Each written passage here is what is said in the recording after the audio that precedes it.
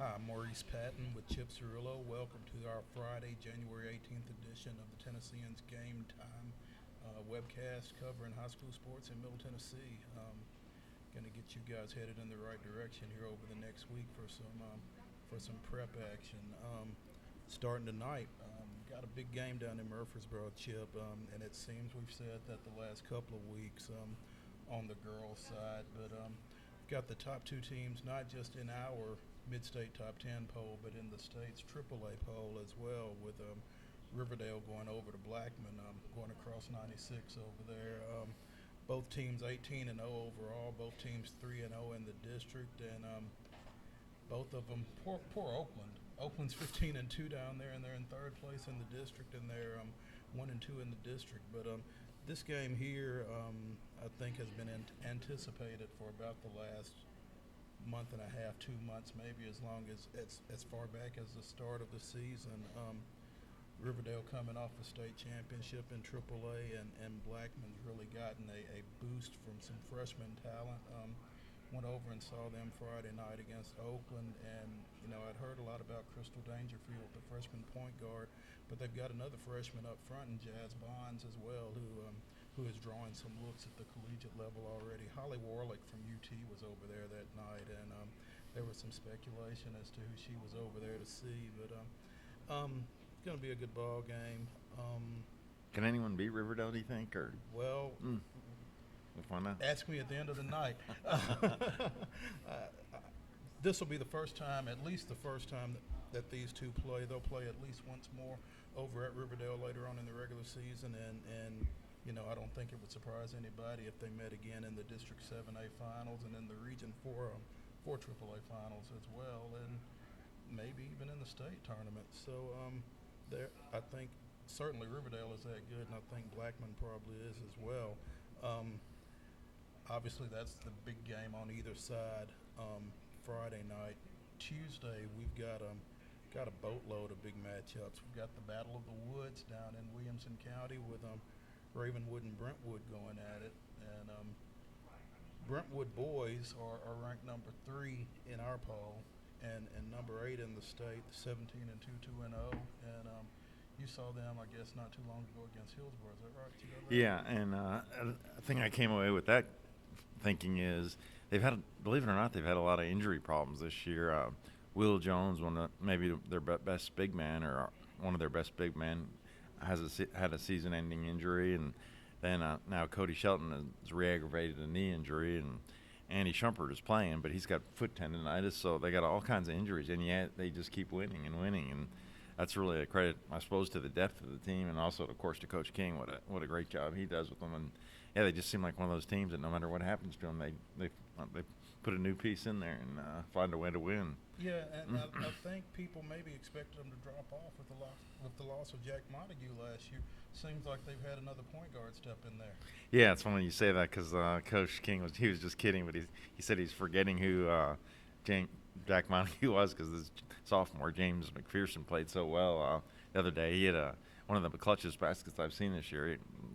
Less than a second left, right at the buzzer, he hits the layup to send it into overtime, and then they sort of carry the momentum and beat Hillsborough at Hillsborough in overtime. So very, very Montague-like.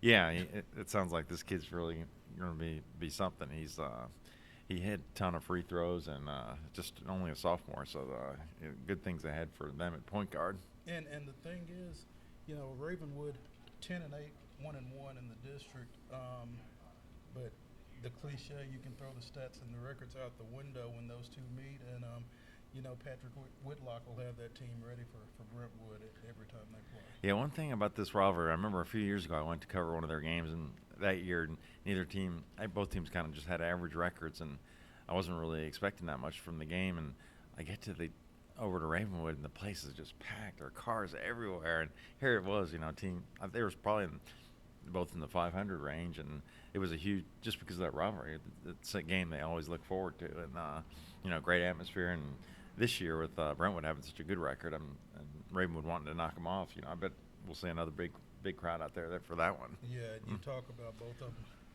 at one point being around the 500 mark. That's kind of the situation that you're running into with the girls' game, the early game in that doubleheader. Ravenwood's 10-8 overall, 1-1 in the district. Brentwood 8-10, 1-1. Both of them kind of chasing Hillsborough in District 11 AAA, but like you said, it'll still be a hot matchup, I'm sure. Another big boys game, Father Ryan and Pope John Paul II. Both again ranked in the state. Ryan's number 4 in the AP poll. JP2 is number 6, and you've got Ryan 10th in our mid-state poll.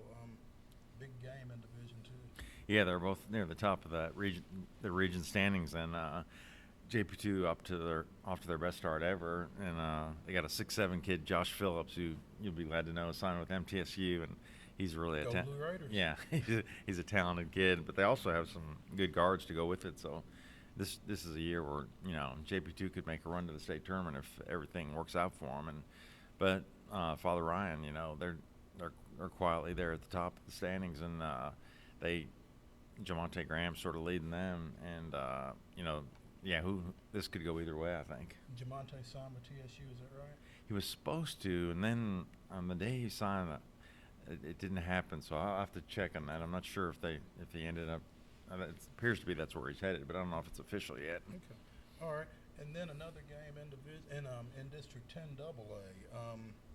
East Nashville going over to CPA. It was funny. I was at the Board of Control meeting a couple of months ago when they finally got all the districts set up, and when it was announced that CPA was going to go to 12 AA, Jim Fay was standing right over my shoulder, and he just goes like he was so relieved. He's had to deal with those guys for a long time, and I'm going to have to deal with them again Tuesday night. That'll probably be for the top spot in that district. The first of 2 matchups between those two. CPA ranked number 1 both in our poll and in the state in AA. East Nashville ranked number 9 in our poll and number 9 in the AP poll. So should be a pretty big matchup.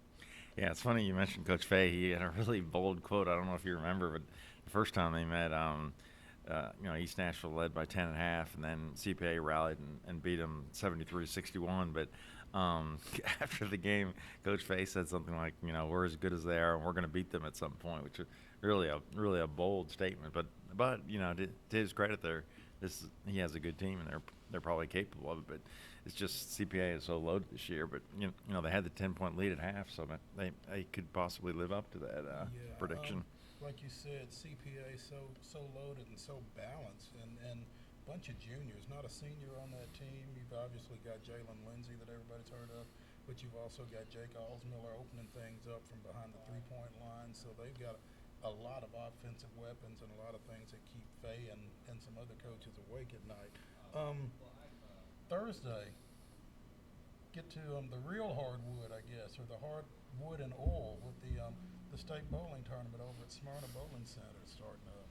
Yeah, we're gonna have the sectionals Saturday, and then again on Monday for the boys and girls on Saturday. That is, and it's kind of we kind of know who some of the individuals that are going to qualify, but we'll know a lot more Saturday and Monday which teams are going to make it. And yeah, it's an exciting time of the year. And as we talked about last week, Aaron Ruiz, we know he's qualified as an individual with a 244 average, which is the highest average there's ever been. And Cameron Doyle and Wes Knatz are 2 other individuals, but yeah, the teams will kind of start falling into place over the weekend.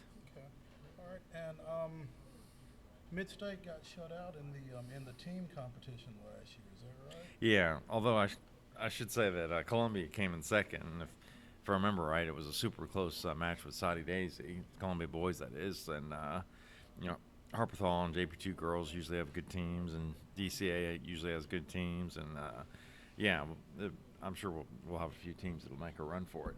I wandered over there a couple of years ago, and that place was packed.